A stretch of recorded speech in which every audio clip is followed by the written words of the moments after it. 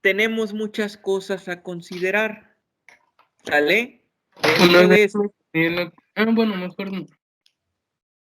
ok, dentro de eso, pues estas señales que vamos a obtener vienen de sensores, ¿sale? Entonces, vamos a desempolvar un poco lo que vieron con sensores, con MAU, sensores e interfaces o actuadores, no sé cómo se llame. Y lo más importante de los sensores son como cinco cuestiones, ¿no? La primera es el rango o campo de medida. ¿Sí se acuerdan de qué es esto? ¿O no? Bien, el rango de medida es, o el campo de medida es de dónde a dónde está midiendo el sensor. Como la Por resolución, ¿no, ejemplo, profe? eso es otra Son sus cualidad, límites otra de característica. operación, ¿no, profe? ¿Mandé? Son los límites de operación del sensor, ¿no? Exactamente, los límites de operación.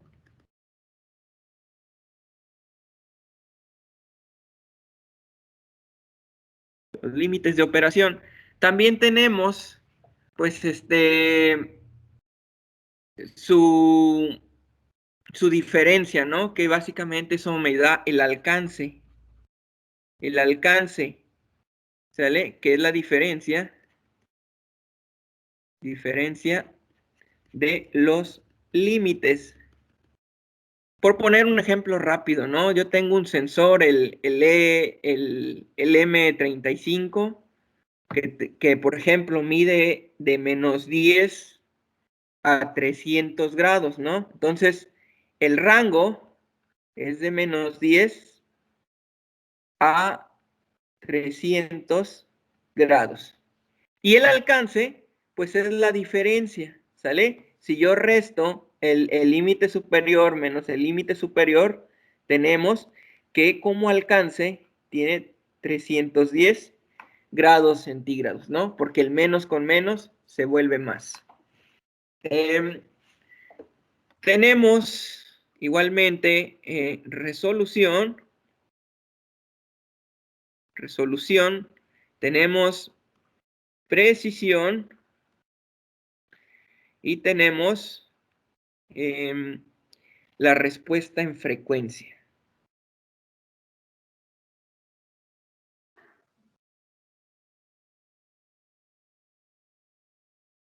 Sale. Entonces, la resolución básicamente me dice cuántos grados, para el caso de temperaturas, cuántos grados me da por unidad de voltaje o de corriente, dependiendo de cómo me está entregando la señal el sensor, ¿sale? Entonces, es una división o una relación de cuántos grados o vamos a ponerlo como unidades de la variable medida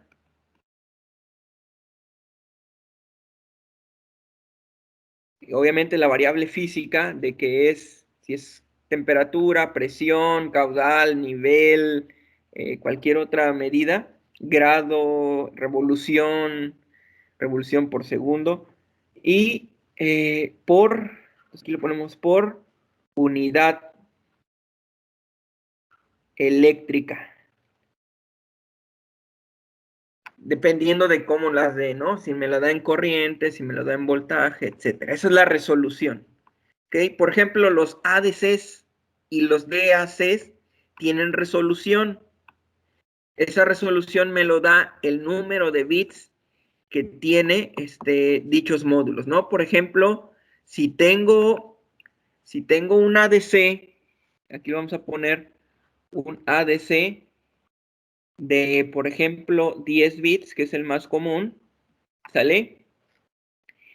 Y cada, de todos estos 10 bits, el rango o el campo de medida es de 0 a 5 volts, ¿sale?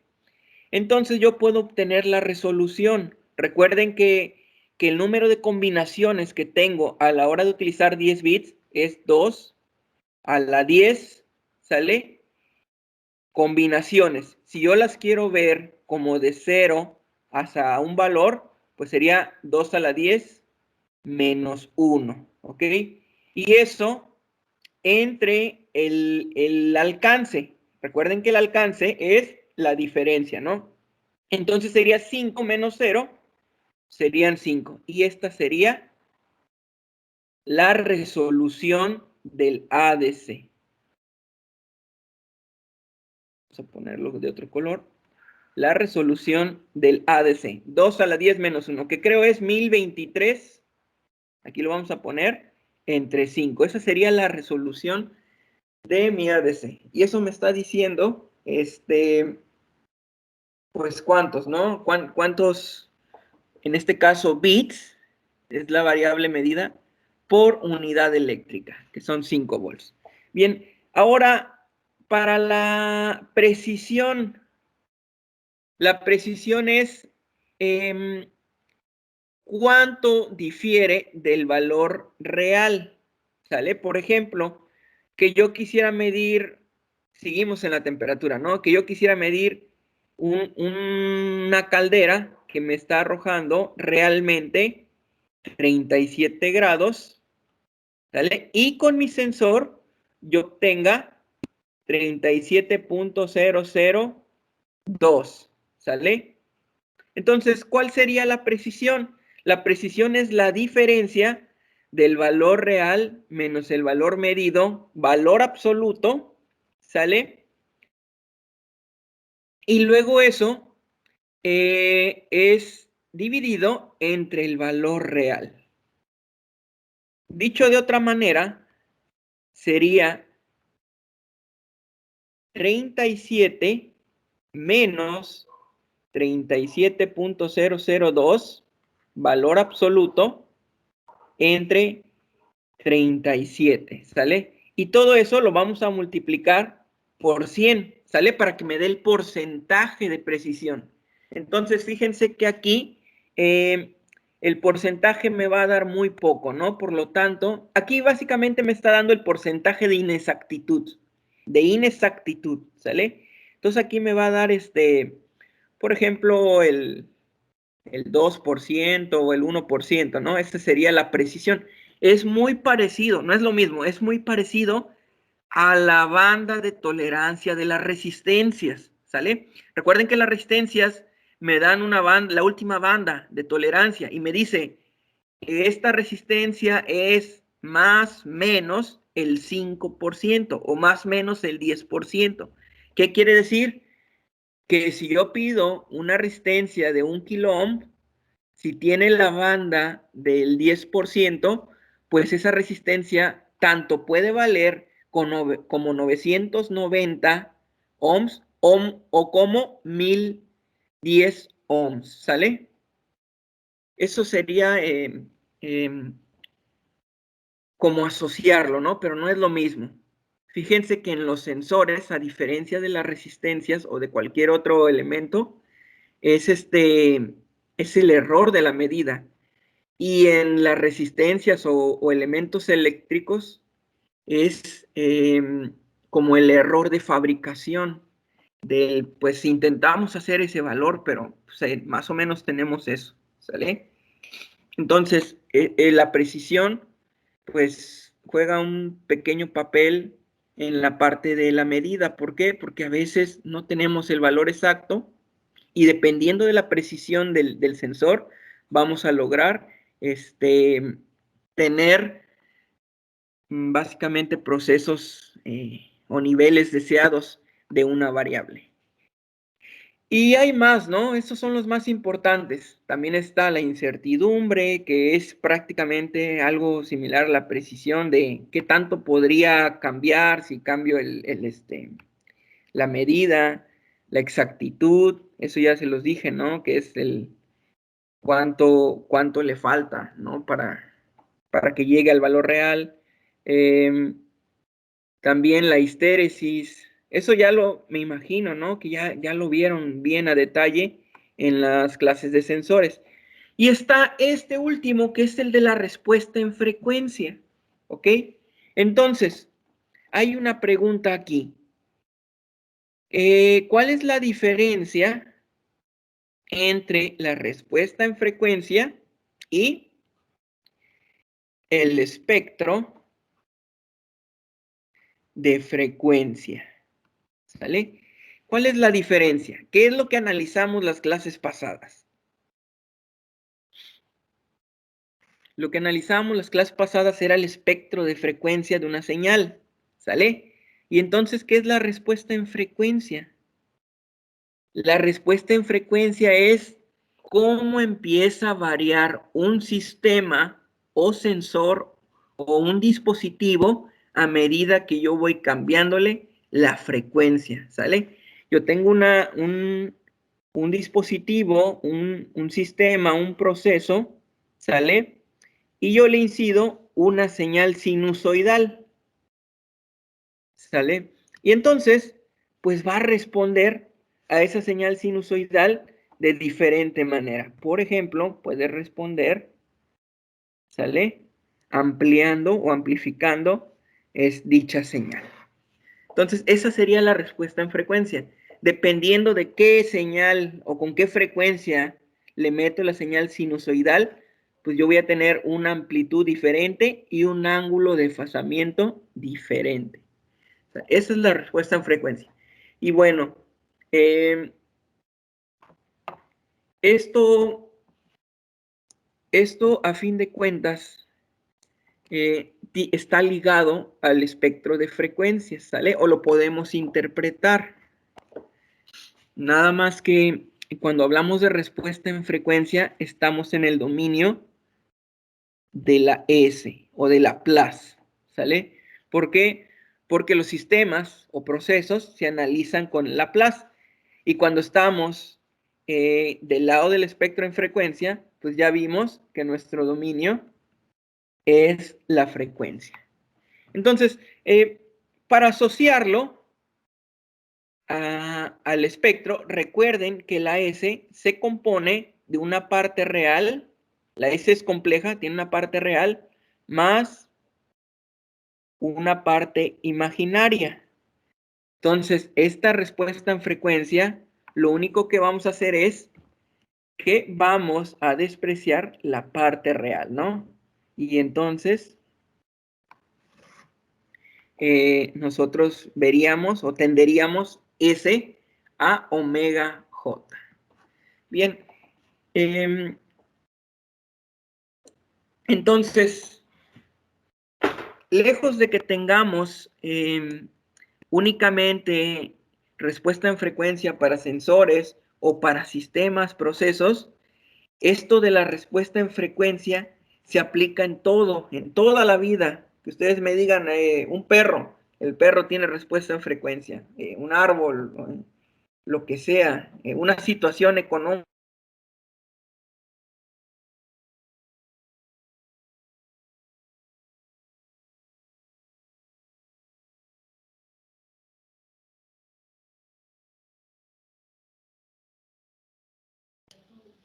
¿Se trabó el profe? Creo que sí, amigo. Creo que se le fue la señal. Cracks. Creo que se bugueó. También eso Entonces, tiene no sé, frecuencias. pues, niño. F en el chat. Invocador se fue. Bueno. Se fue, ¿no? Se fue un ratito la conexión. Ya empezó a llover otra vez, entonces a lo mejor se va a cortar, ¿ok? Sí, Entonces me quedé en que todo está compuesto de respuesta en frecuencia, todo lo que nosotros digamos. Y aparte, cuando hablamos de procesos o sistemas, estamos hablando de todo conlleva a filtros, ¿Sale? Todo en la vida es filtros. Todo lo que ustedes me digan es filtros. Lo único que no va a ser filtros son las señales, ¿sale? Como la temperatura, presión, voltaje, pero todo lo demás que le incida una señal o proporciona una señal es un filtro, ¿ok? Entonces vamos a ver un poco sobre filtros. ¿Por qué vamos a ver este tema? Sucede que cuando nosotros analizamos señales, aquí vamos a ponerlo, existen efectos no deseados. ¿Sale? ¿Qué efectos no deseados? El más común de todos los efectos no deseados, ¿cuál serían? Señales. El ¿Se ruido, ¿no? imaginan? ¿Ruido? El ruido, la perturbación.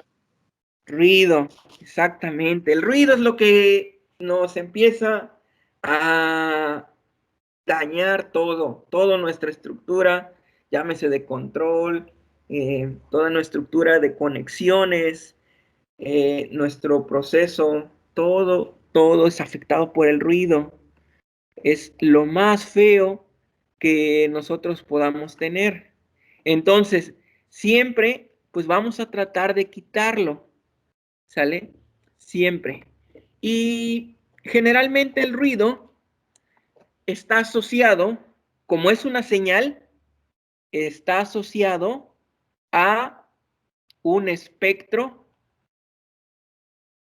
de Fourier, ¿sale? Está asociado a un espectro de Fourier. Es una señal, por lo tanto tiene que tener espectro. Y entonces, si tiene espectro, yo lo único que tengo que hacer es, pues, checar en dónde tiene, pues, sus frecuencias, ¿sale? Generalmente el ruido... ¿A dónde dijo que estaba o a qué estaba asociado? el ruido Sí. está asociado a un espectro de frecuencia, ¿sale? Gracias. Como es una señal, pues tiene un espectro de frecuencia. Entonces, si tiene un espectro de frecuencias, pues nosotros lo que podemos hacer es, pues a ver, vamos a preguntarle qué espectro tiene. ¿Cómo lo vamos a hacer? Con la práctica pasada, ¿no?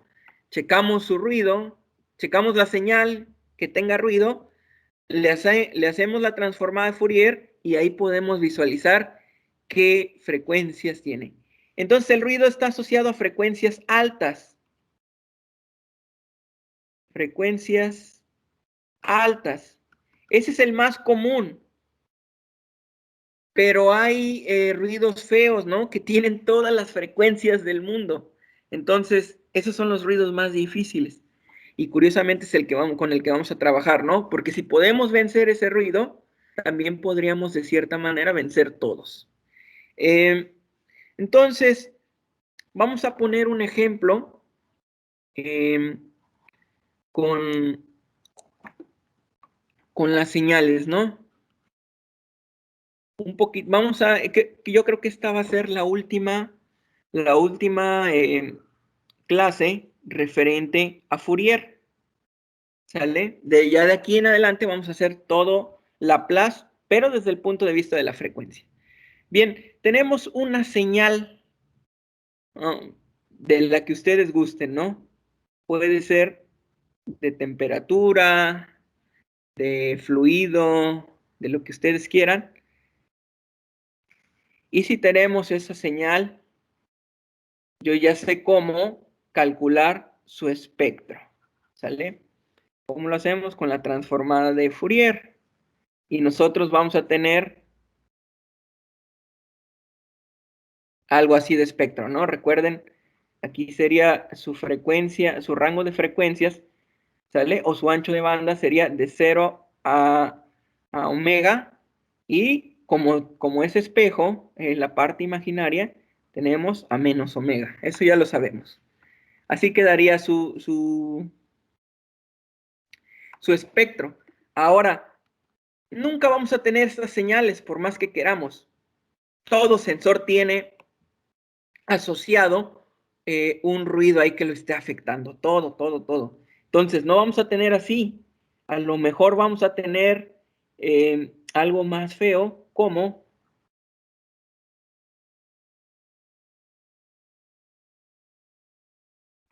algo así, ¿no? Entonces, ¿qué es lo que tenemos que hacer para checar cómo está compuesto el ruido? Pues le tenemos que sacar su transformada. Si nosotros le sacamos su transformada, nosotros vamos a ver, 1, su espectro original como si no tuviera ruido. Y 2, si suponemos que el ruido está asociado a frecuencias elevadas o altas, pues vamos a tener algo así. ¿Sale?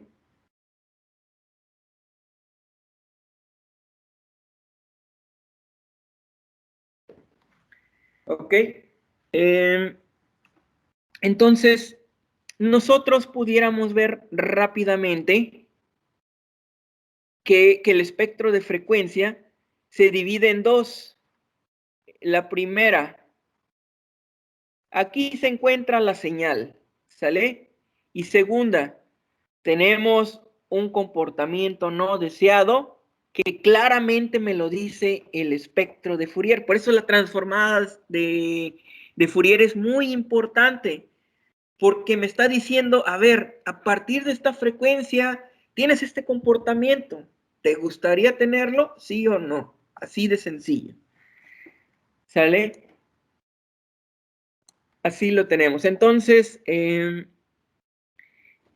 a veces, aunque el ruido esté presente, ¿sale? No se logra ver más frecuencias de ruido, ¿sale? Aunque originalmente el ruido tenga muchas frecuencias, no se van a lograr alcanzar a ver esas frecuencias. Y la razón es porque mi sensor tiene una respuesta en frecuencia, ¿no? A lo mejor mi sensor atenúa o hace un filtrado, porque recuerden que un sistema, un proceso es un filtro, hace un filtrado a las altas frecuencias y por suerte ya no me permite visualizar más frecuencias de ruido, ¿sale? Entonces, para el caso en el que el filtro tenga una respuesta en frecuencia casi perfecta, pues como quiera hay que ayudar a quitar el ruido, ¿ok? De eso se va a tratar la siguiente práctica, quitar el ruido, ¿ok? Entonces, ¿cómo rápidamente aquí ya lo checamos, ¿no? Y es lo mismo que en la primera clase, ¿cómo quito estas frecuencias indeseadas? Son las verdes.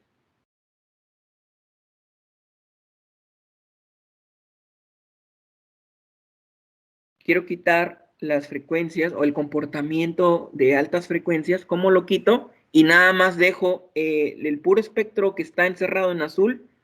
Pues sencillo, ¿no?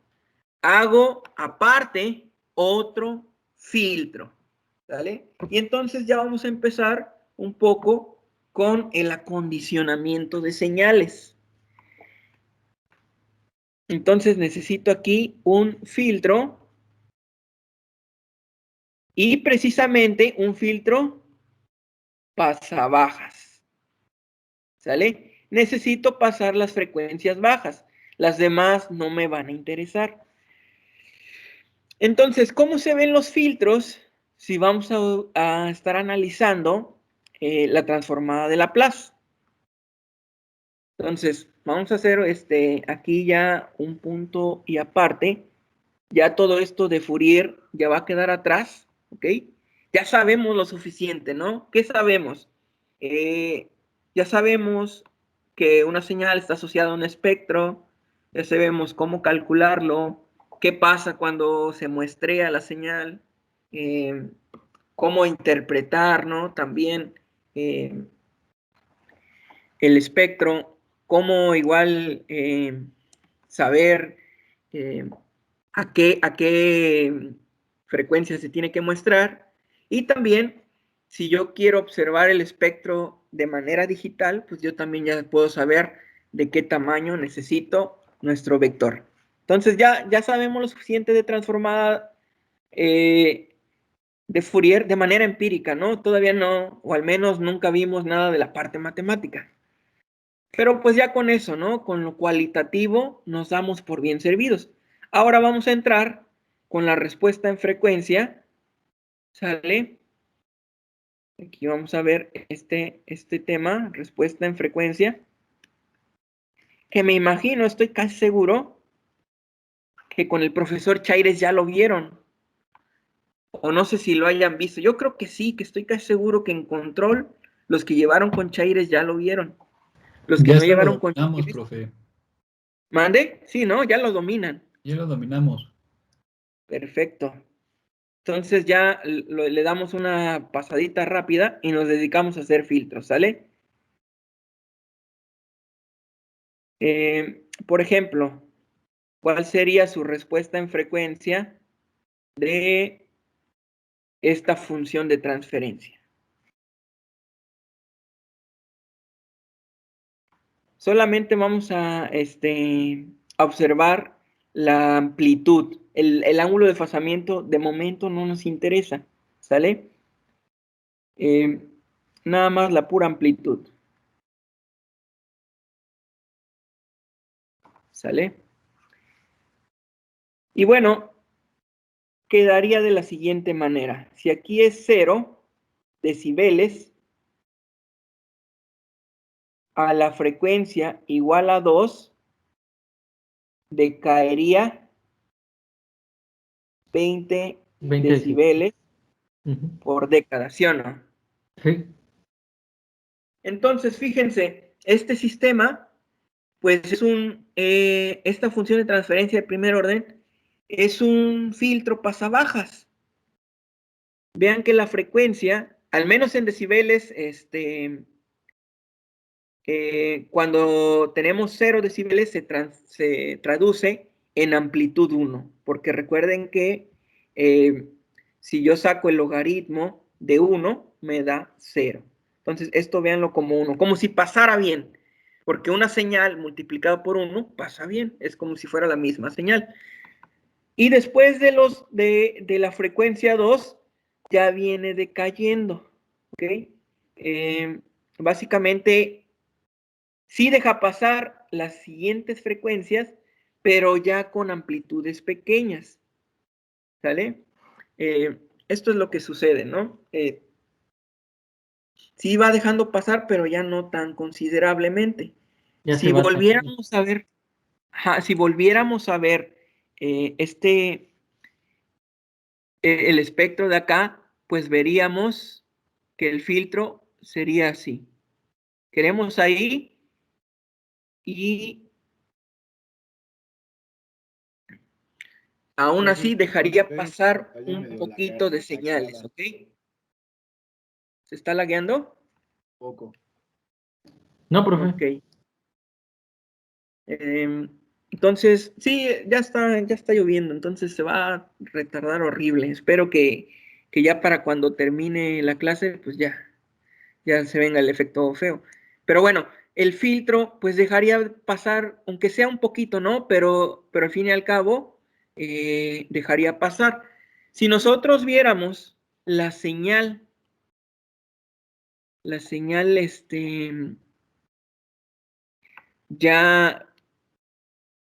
ya filtrada, como va a dejar pasar poquito, nosotros veríamos algo parecido a esto.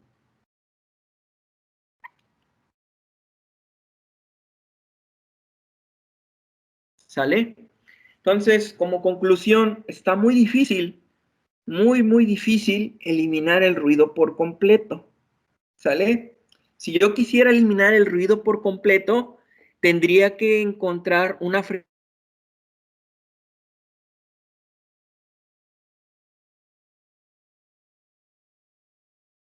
¿Se le trabó otra vez?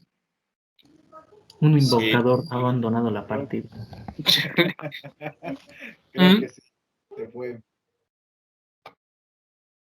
Bueno, a momir. Yo digo que una URT, ¿no? Va.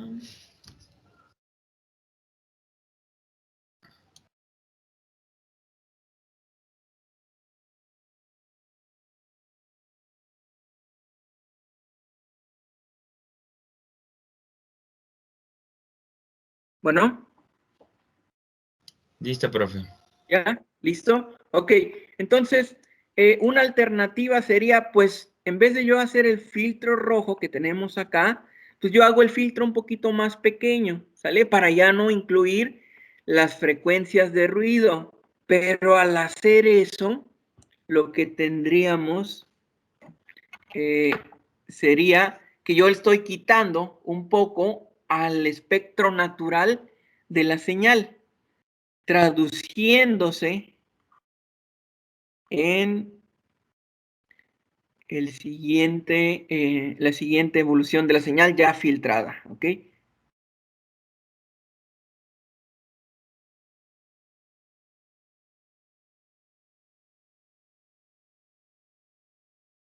Así quedaría más o menos, ¿sale? La morada, y fíjense que ya no tiene filtro, ¿ok? Pero ya no es la misma, ya no logra ser la misma, y pues ya no se estaría marcando, aunque ya no tengo ruido, pero ya no sería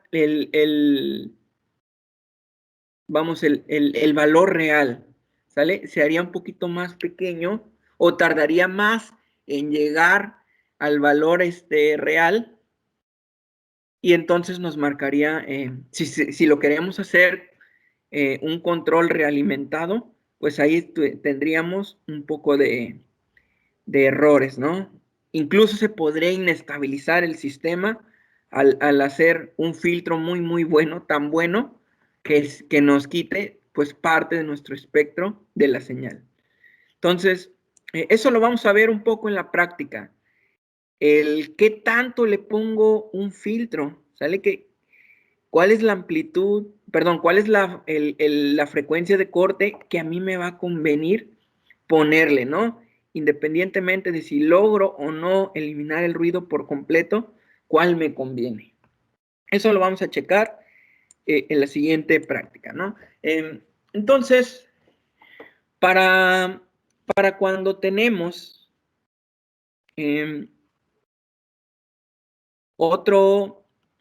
otra función de transferencia, por ejemplo,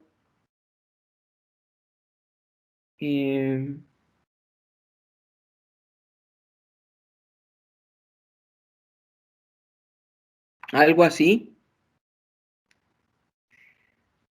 es una de segundo orden. La característica de esta segunda función de transferencia es que tiene números complejos, ¿ok? Ajá, y también es menos 40 decibeles por década, ¿no? Exacto, es menos 40 decibeles por década. Entonces aquí podemos checar que tanto el polo 1 como el polo 2 son complejos.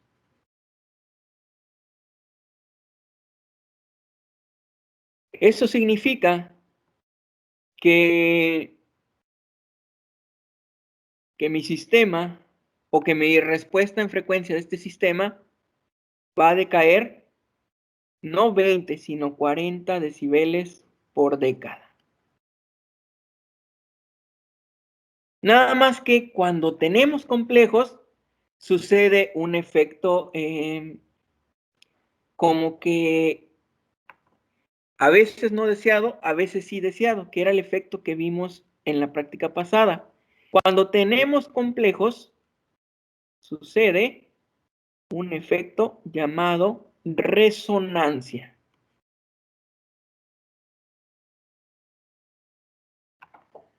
El efecto de resonancia sucede cuando tenemos números complejos. ¿Qué quiere decir? Que a esa frecuencia le empezamos a notar comportamiento de amplitud justamente en su espectro a esa frecuencia. Además, si lo queremos ver en el tiempo, nosotros lo veríamos como oscilaciones, que justamente era lo que vimos en la práctica pasada. Tengo una señal que empieza a oscilar mucho, que más o menos era así, ¿sale? Y vimos que su espectro en frecuencia era algo así. ¿Sale? Y eso es, la primera parte tiene que ver con la señal escalón que se le presenta a este sistema, ¿sale? Y la segunda parte, pues tiene que ver con este sistema, ¿sale? Que tiene el sistema es oscilante, pues presenta una amplitud a esa frecuencia, ¿no? Entonces, este espectro de Fourier se compuso, ¿sale? De la respuesta en frecuencia del sistema más la respuesta en frecuencia de la señal, del espectro en frecuencia de la señal escalón con que se alimentó al sistema. ¿Ok?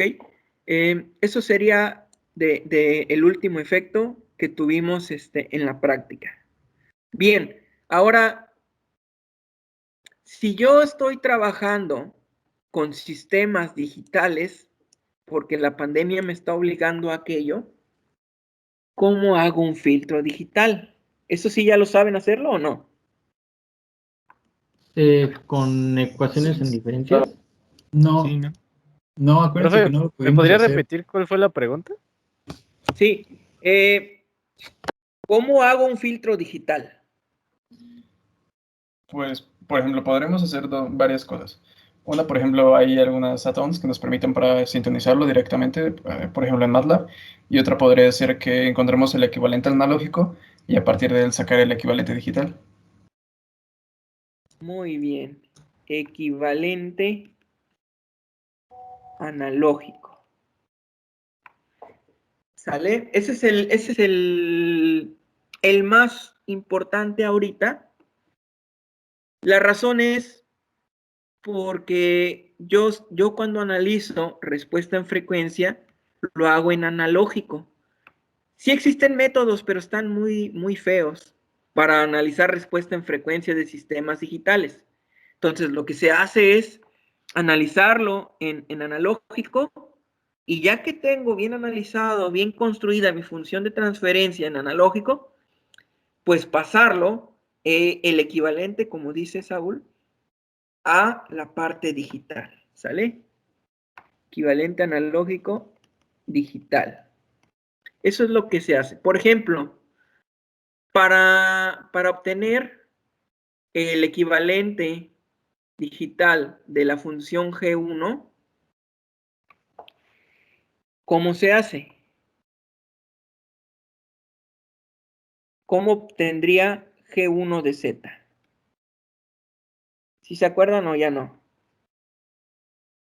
Sí, tendremos que pasar a la ecuación diferencial y a partir de esa sacar la Laplace inversa y pasar a la línea de KT, me parece, o era transformada a Z. Ajá.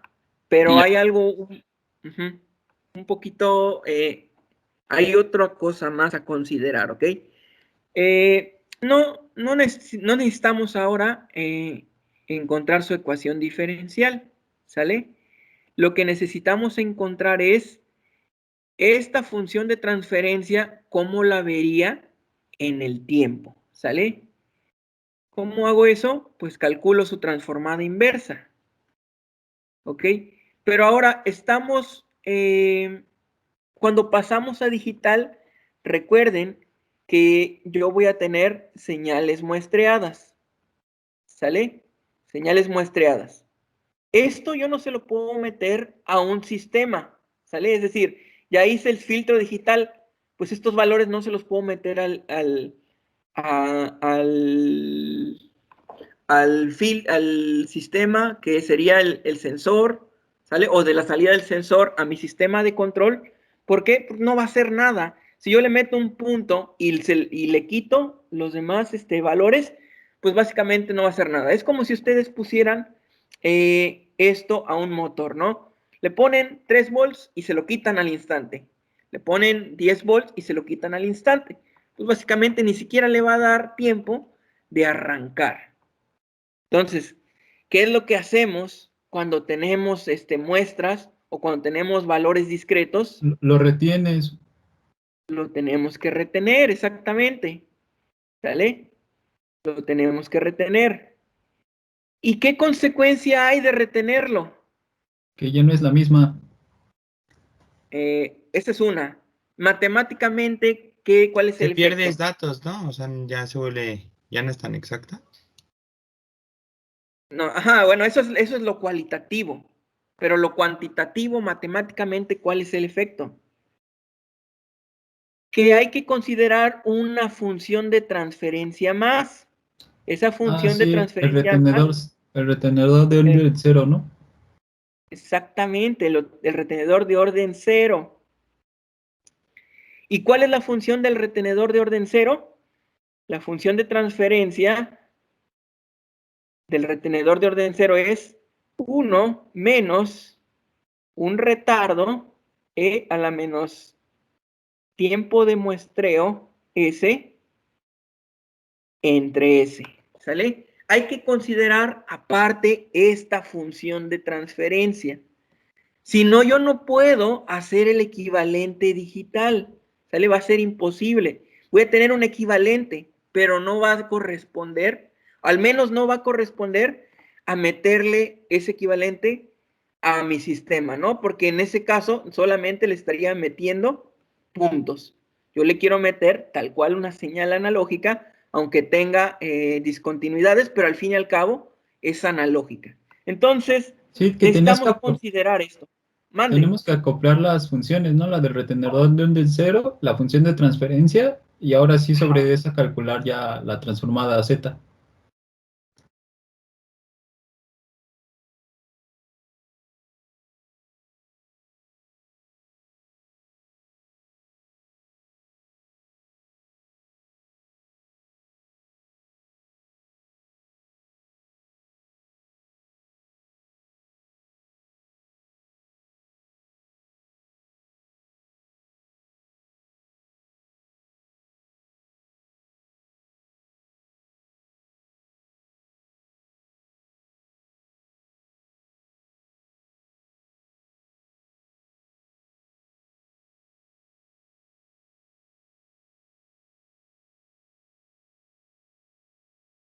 Bueno.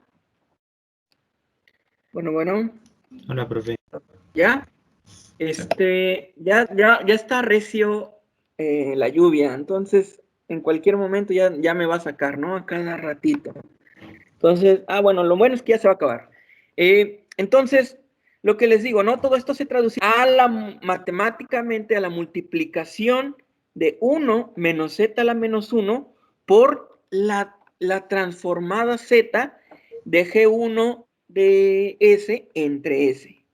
¿Sale? Todo eso se traduciría. Entonces, está a veces complicado pasar directamente de S a Z. Entonces, lo primero que tenemos que hacer antes de pasar S a Z, lo tenemos que pasar al tiempo continuo, ¿sale?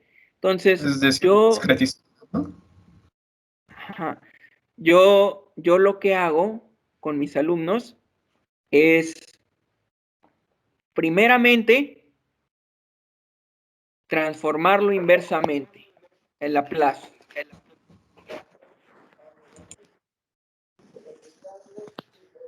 ¿Sale?